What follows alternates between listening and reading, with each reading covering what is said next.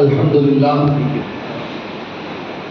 رب العالمین والعاقبۃ للمتقین والصلاة والسلام علی سید الانبیاء والمرسلین وعلى آلہ واصحابہ وازواجہ وذریاتہ واہل بیتہ اجمعین، اما بعد فاعوذ باللہ من الشیطان الرجیم، بسم اللہ الرحمن الرحیم۔ فویل للمصلین الذین هم عن صلاتهم ساہون، صدق اللہ العظیم۔ وبلغنا رسوله النبی الامین المکین الکریم، ونحن علی ذلک لمن الشاہدین والشاکرین والذاکرین والحمد للہ رب العالمین۔ آئیے سب سے پہلے ہمارا مل کر کچھ سننے اور سنانے سے قبل ساری کائنات کے مرکزی عقیدت،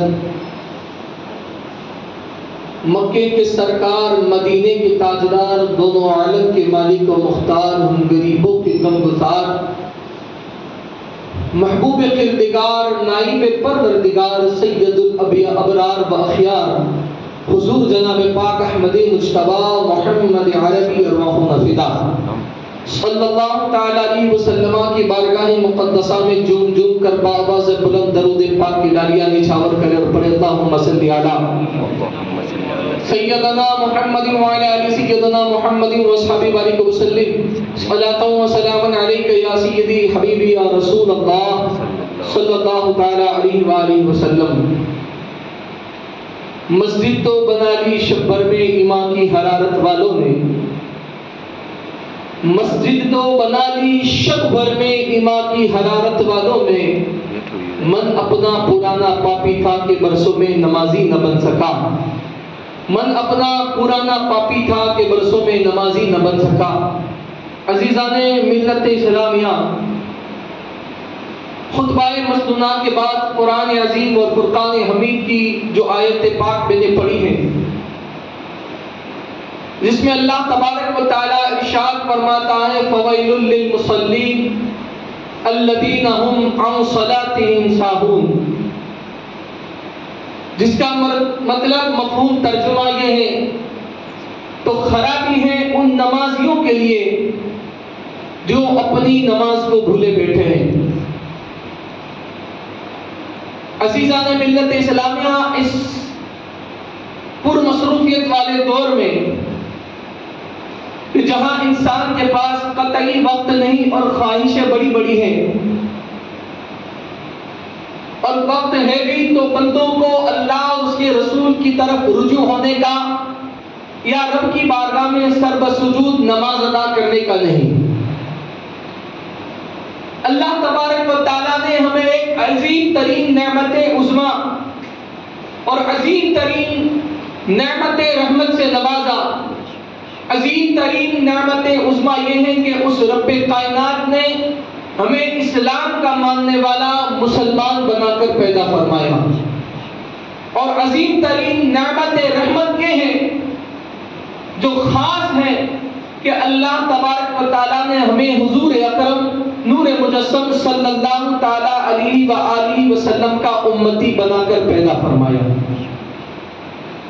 اور انسان کا دنیا میں آنے کے بعد ہی اور خاص کر مسلمان کے لیے اسلام میں جو اہم ترین بنیادیں ہیں، اہم ترین فریضے ہیں، وہ یہ ہے کہ سب سے پہلا کہ اللہ اور اس کے رسول پر ایمان رکھنا، یعنی کہ اللہ کے سوا کوئی معبود نہیں۔ سب سے پہلے یہ گواہی دینا کہ اللہ کے سوا کوئی معبود نہیں اور حضرت محمد صلی اللہ تعالی علیہ وسلم اللہ کے رسول ہیں۔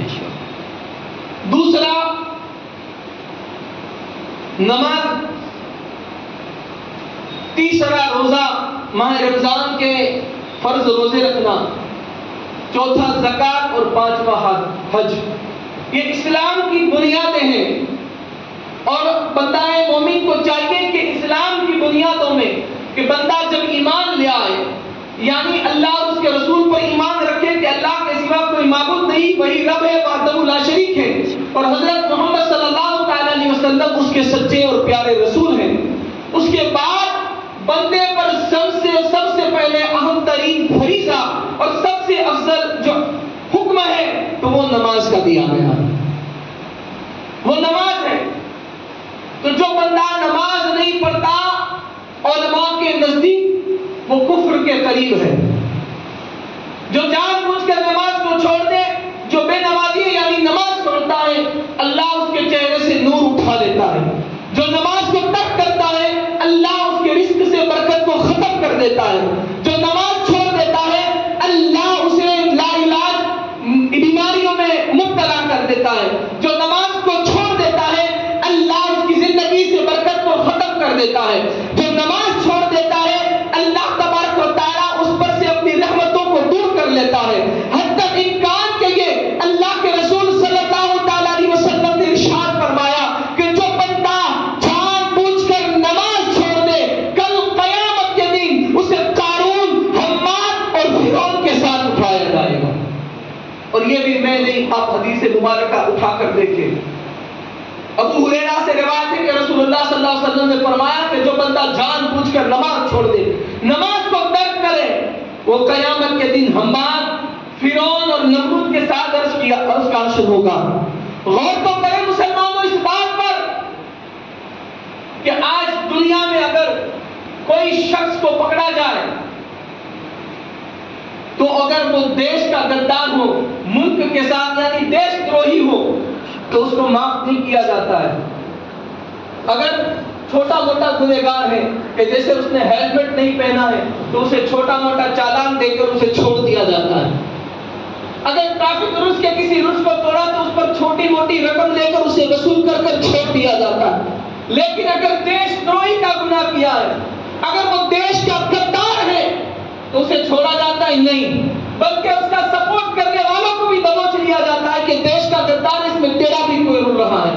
جیسے ہی کوئی گنہگار اگر بیٹھا ہے تو جب اسے کوئی پولیس پکڑنے کے لیے آئے تو اس کے ساتھ بیٹھنے والے کو بھی پکڑ کر حراست میں لیتی ہے کہ یہ بھی گنہگار ہے، یہ بھی اس کے ساتھ بیٹھنے اٹھنے والا ہے، اس نے بھی کوئی قصور اس کے ساتھ واقع کیا ہوگا۔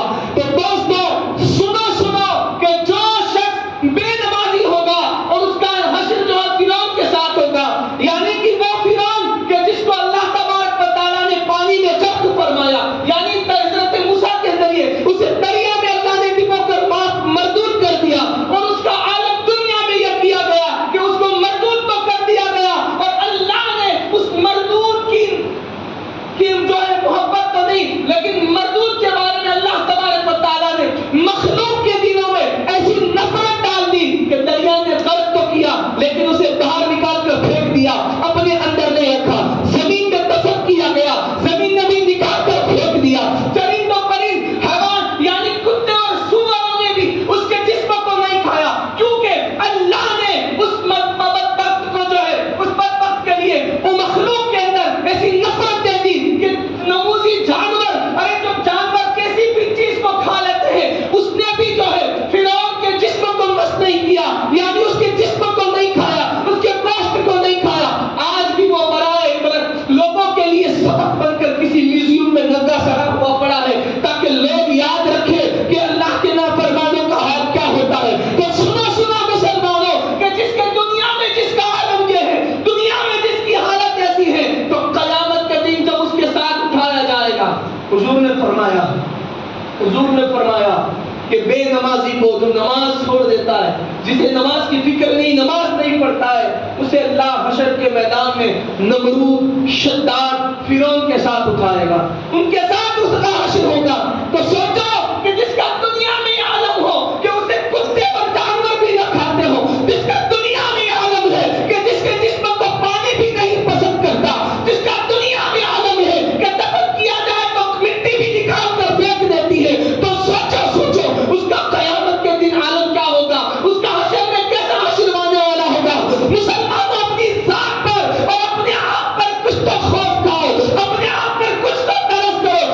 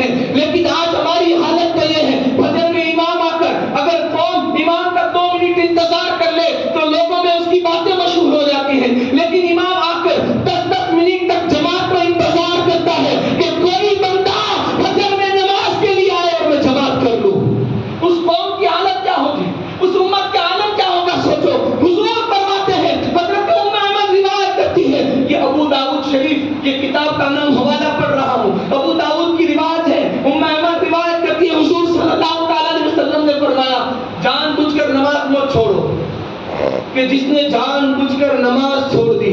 سننا حضور فرماتے ہیں جس نے جان بوجھ کر نماز چھوڑ دی, جو نماز کا بے نمازی ہے اس کے بارے میں فرمایا جس نے نماز چھوڑ دی, حضور فرماتے ہیں اللہ اور اس کے رسول اس سے, اللہ اس کا رسول اس سے بے ذمہ ہو جائیں گے.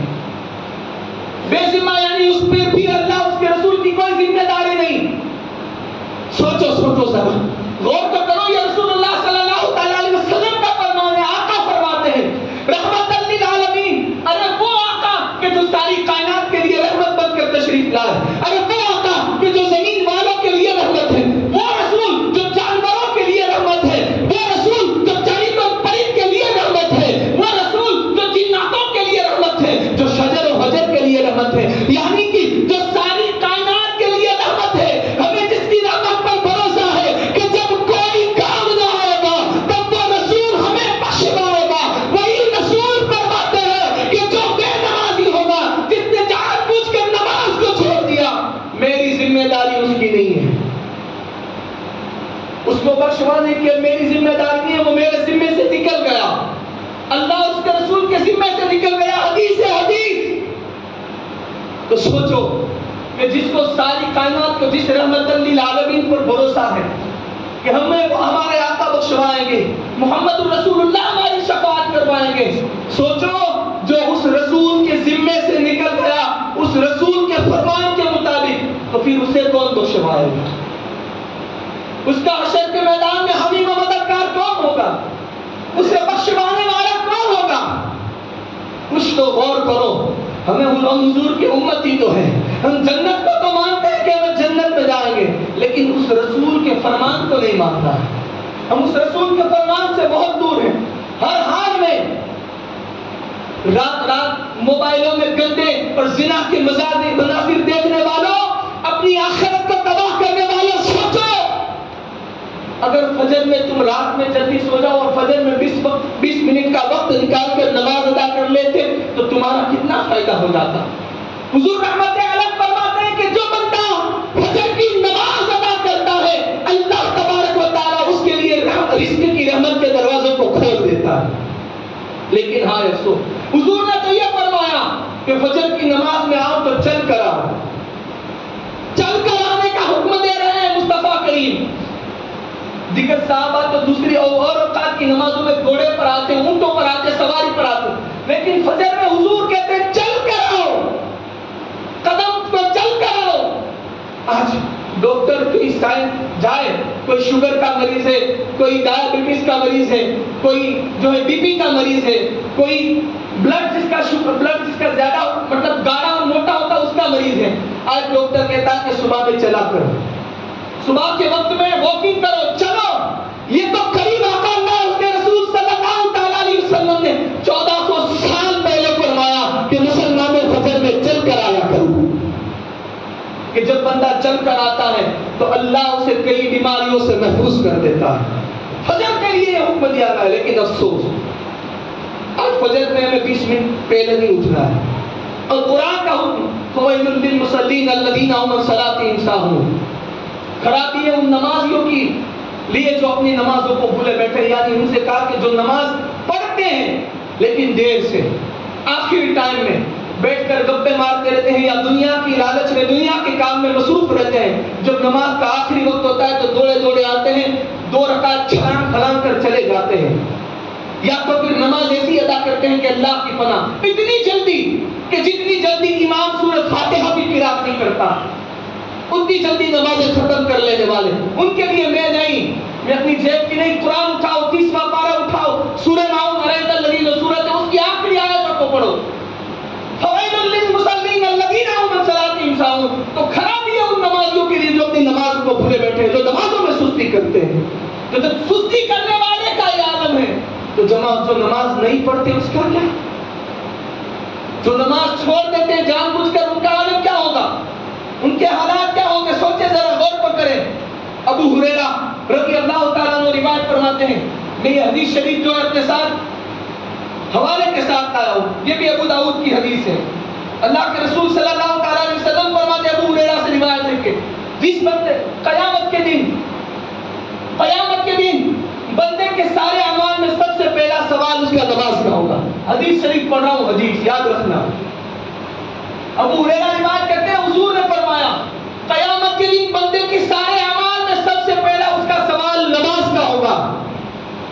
اگر اس کی نمازیں درست ہوگی، فرماتے ہیں کہ اگر اس کی نمازیں درست ہوگی تو اس کے سارے اعمال کو قبول کر لیا جائے گا. اگر اس کی نمازیں ناقص ہوگی، وہ درست نہ ہوگی، وہ صحیح نہ ہوگی، وہ پوری ادا کر کے نہیں آیا ہوگا، یاد رکھو حضور فرماتے ہیں تو اس کی نمازوں کو اور سارے عملوں کو رد کر دیا جائے گا. جانتے ہو نا، رد کر دیا جائے گا. یعنی اگر تمہیں ہر سال لاکھوں روپے کی نیاز کھلائی ہوگی، روزانہ میلادیں کروائی ہوگی، نعتوں کے پروگرام کیے ہوں گے، نعرے لگائے ہوں گے، سینکڑوں روپے لوگوں نے خرچ کیے ہوں گے، لوگ ساری اور نفلی عبادتیں کی ہوں گی، لیکن اگر فرض ناقص رہا، نمازیں ناقص رہی، آقا فرماتے ہیں کہ اس کے وہ سارے عملوں کو رد کر دیا جائے گا. کوئی عمل نہیں چلے گا اگر نمازیں کامل نہیں ہوگی. سوچ لو حضور کی بارگاہ میں، اللہ کی بارگاہ میں حشر میں کھڑا ہونا ہے، کیا منہ لے کر جاؤ گے جب نماز ادا نہیں کرتے؟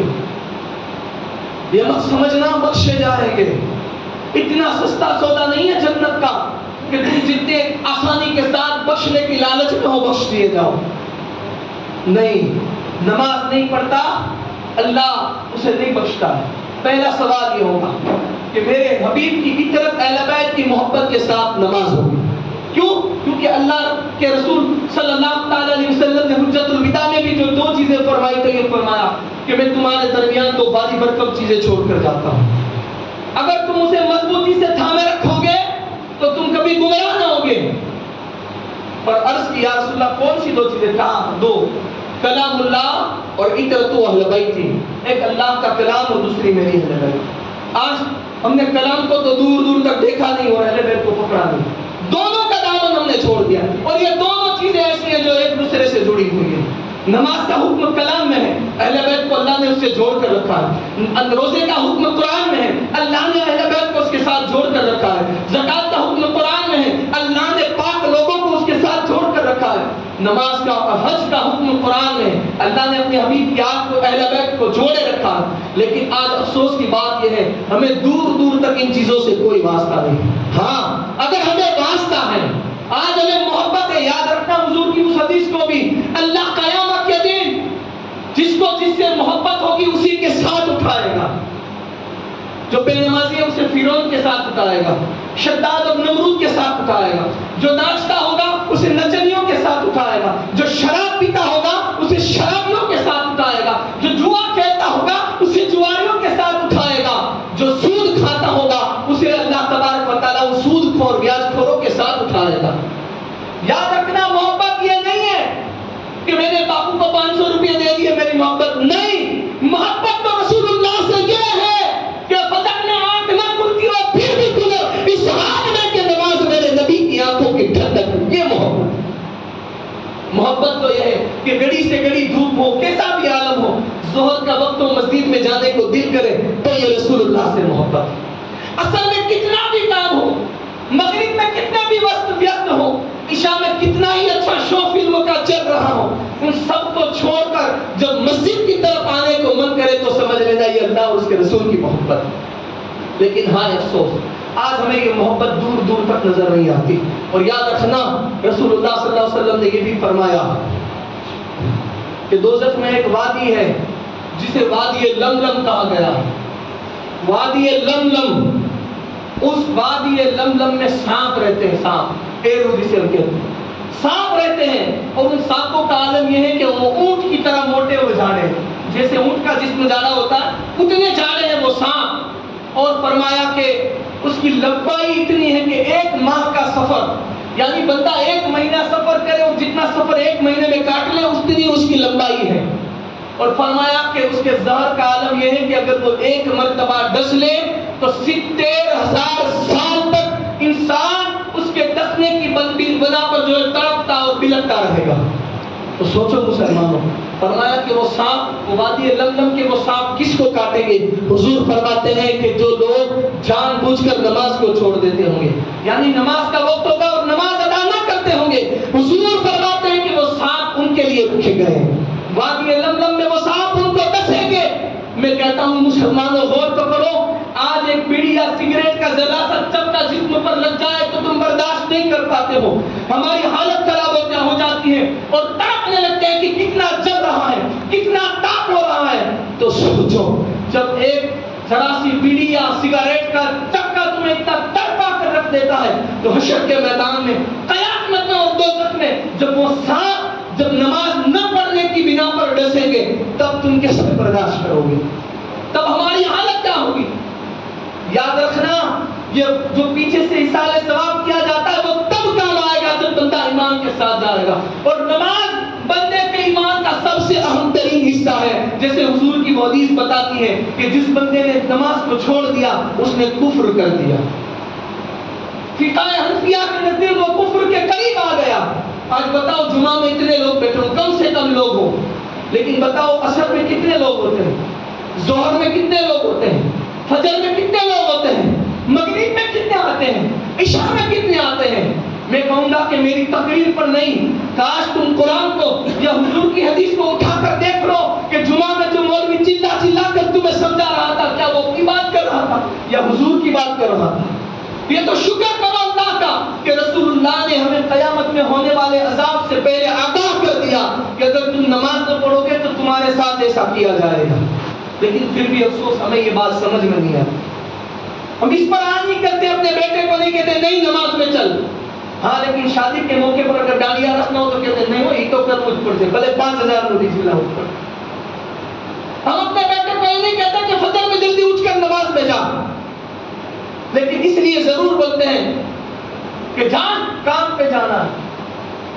ہم اپنے بچوں کو یہ نہیں کہیں گے کہ عشاء کی نماز میں چلے جانا، رات میں 3 بجے تک آئے کوئی مسئلہ نہیں، 2 بجے تک بیٹھے باپ کو کوئی فکر نہیں۔ ہاں تمہاری یہی بے فکری تمہیں تباہ و برباد کر رہی ہے۔ اگر آج میری جملے کڑوے ہیں لیکن سچے ہیں، اگر اس بات کی فکر انہوں نے کی تو یاد رکھنا مسلمانوں، واللہ حضور اللہ کی قسم کھا کر کہتا ہوں حشر کے میدان میں تمہاری مدد کرنے والا کوئی نہیں ہوگا، کوئی بخشوانے والا نہیں ہوگا، کوئی تمہارا رشتہ دار تمہاری قبر میں ساتھ نہیں آنے والا، کوئی تمہارا چاہنے والا اس دن تمہاری شفاعت نہیں کروائے گا۔ ہاں اگر کسی کے ہاتھ میں شفاعت ہوگی تو وہ رسول اللہ کی ذات ہوگی، وہ سیدہ کائنات کی ذات ہوگی، وہ حضرت کرار حسنین کریمین کی ذات ہوگی، لیکن ہم ان کے سامنے منہ لے کر کیا جائیں گے کہ ہمیں بخشواؤ۔ ارے جنہوں نے سجدے میں سر کٹا دیا آج افسوس ان کے دیے ہوئے سجدے کو تو ادا کرتے نہیں۔ بس اللہ مجھے کہنے سے زیادہ آپ کو سننے سے زیادہ عمل کی توفیق نصیب فرمائے۔ دنیا کی اس گرمی میں ہماری جسم کانپ رہا ہے، حشر میں اللہ کی پناہ۔ میرے دوستوں کچھ نہ ہو سکے تو کم سے کم رات کی یا کسی تنہائی میں نے جو جملے کہے ہیں اس پر غور کرنا، فکر کرنا اور اس بات کو یاد کرنا کہ اللہ اکبر، بات تو صحیح ہے، قبر میں تو جانا ہے، کیا جمعہ میں جو بیان کر رہا تھا اس کے مطابق ہوگا ہمارے ساتھ؟ صرف خیال کرنا، اگر تمہارا خیال آ جائے، تمہارا رونگٹا بیٹھا ہو جائے اور نماز کی طرف تمہارا دل لگ جائے تو سمجھ لینا کہ تمہارا ضمیر اور ایمان زندہ ہے۔ اگر تمہیں فکر نہ ہو، خیال نہ ہو، اللہ کا خوف نہ ہو تو پھر میں تمہیں آزادی دیتا ہوں کہ جہنم کے عذاب کے لیے تیار ہو جاؤ، کیونکہ بے ایمان جب بندہ ہو جاتا ہے، جب بندہ ایمان سے خارج ہو جاتا ہے تو اسے نیک عملوں سے یا ان نیک باتوں سے کوئی فرق نہیں پڑتا ہے۔ جب تمہیں ان باتوں کا کوئی فرق نہ پڑے تو اپنے آپ سمجھ لینا کہ تم کس کیٹیگری میں جا چکے ہو، تم کس کیٹیگری میں پہنچ چکے ہو۔ اگر فرق پڑتا ہے تو سمجھ لینا کہ اللہ نے تمہیں محفوظ رکھا ہے۔ اللہ مجھے کہنے سے زیادہ، آپ کو سننے سے زیادہ عمل کی توفیق نصیب فرمائے۔ ہمیں پنجتن پاک کے صدقے میں نبی اور آل نبی کی سچی اور پکی محبت کے ساتھ اللہ پنج وقتہ مجھے اور آپ سب کو نماز کی توفیق نصیب فرمائے۔ وما علینا الا